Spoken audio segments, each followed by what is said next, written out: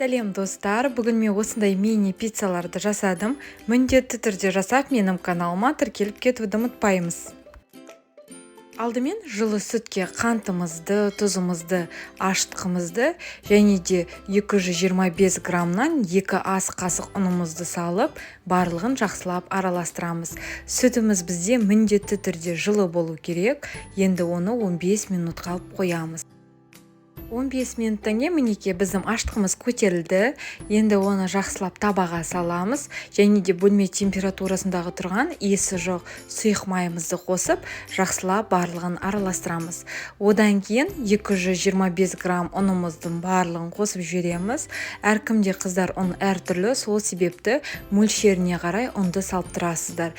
Біздің массамыз кәдімгідей мықты жұмсақ та емес, орташа болу керек. Енді бетін жауып, қамырымызды 1 сағатқа көтерілуге алып қоямыз. 1 сағат өтті, қыздар көріп тұрсыздар, біздің қамырымыз өте жақсы көтерілді.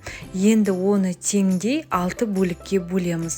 Бұл пиццалардың маған ұнаған жері шағын және де жұмысқа немесе пикниктерге шыққан кезде міндетті түрде жасап алсаңыздар болады.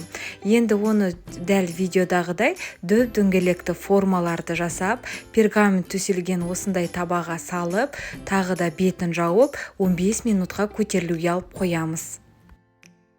Біздің қамырымыз демалып 15 минуттан кейін осылай көтеріліп шығады. Енді оған әр пиццаға 1 шай қасықтан осылай кетчупты әдемілетіп жағып шығатын боламыз. Қыздар салмасын әртүрлі қылып жасасаңыздар болады.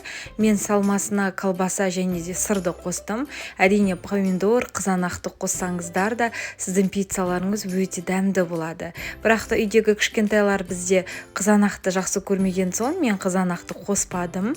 Енді мінекей ұсақтап туралған колбасамызды саламыз, үстіне күштен өткізілген сырымызды қосамыз және де бұл үстіне кремдерін, яғни салмасын салып бастағанда пешімізді 170 градуста қыздырып аламыз. Пиццамызды 170 градуста 20-25 минут қызарғанша пісіреміз. Мінекей біздің пиццаларымыз қып-қызыл болып пісті.